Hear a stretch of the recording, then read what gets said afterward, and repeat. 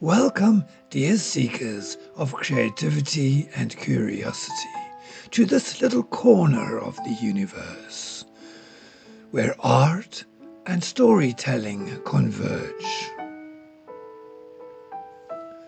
Here we explore what we see, feel and imagine.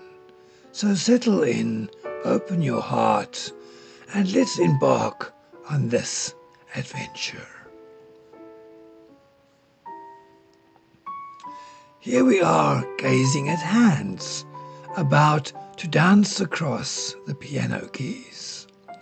A choreography of fingers and sound. An ode to human creativity.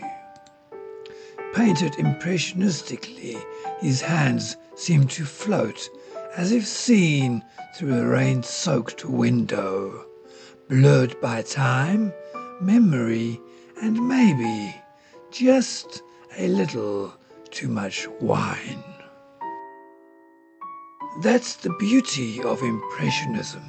It's about impressions, like life itself, messy, fleeting, and always a little out of focus. The music these hands evoke? Well, that's where the magic begins. Debussy's Clair de Lune. Unfortunately, I can't play it because of copyright. A piece so hauntingly beautiful. It could make a tax auditor weep. But do you know the story behind it? Well, picture this. Claude Debussy, young, broke, and living in a drafty Parisian attic.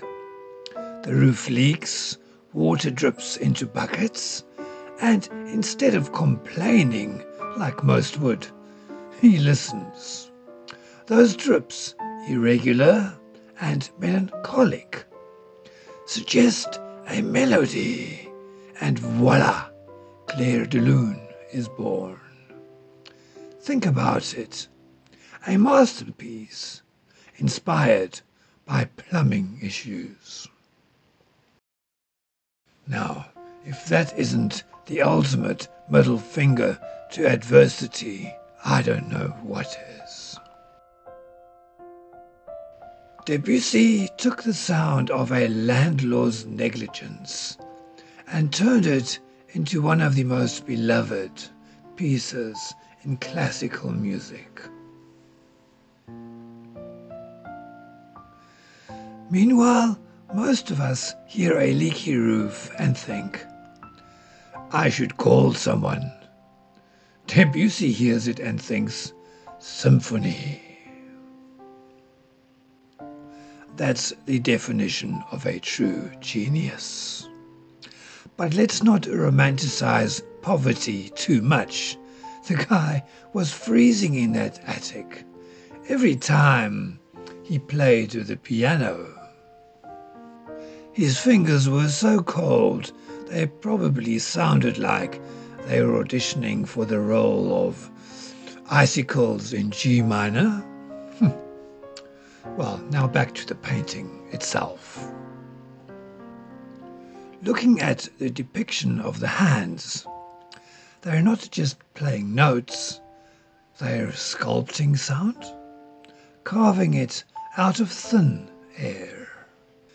Impressionistically rendered, the hands seem to shimmer as though caught in mid-motion, dissolving into the wet haze of the scene. The palette knife strokes capture not just the physical act of playing, but the emotion, the tension, the sheer audacity of making music.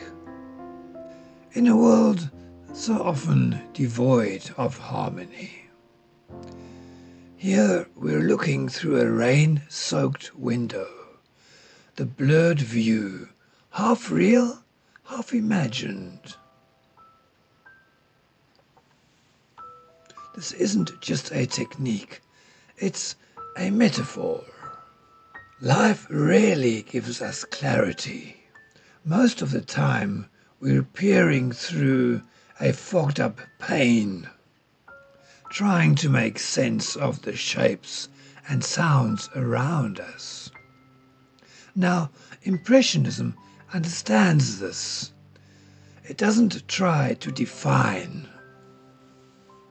It tries to suggest.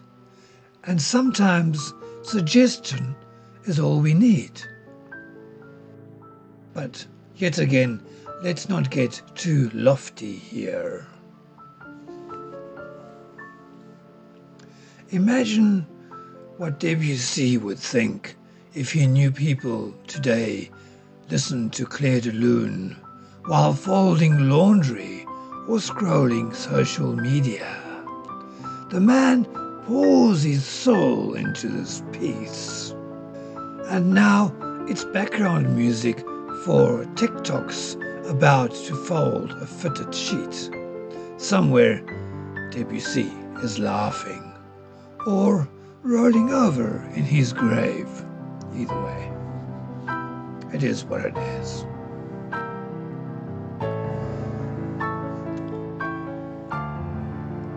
But still, the music persists, just like the rain that inspired it.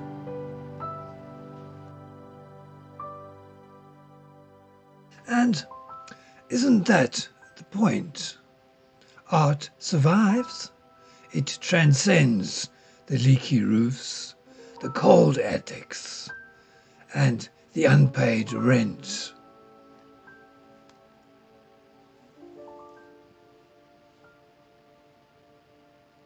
It becomes something greater, something eternal. So let's celebrate the hands, the music, and the rain. Because if Debussy taught us anything, it's that sometimes when life gives you a leaky roof, you don't fix it. You just write a masterpiece instead. Or alternatively, just grab a bucket and hope for the best. Thank you, Debussy.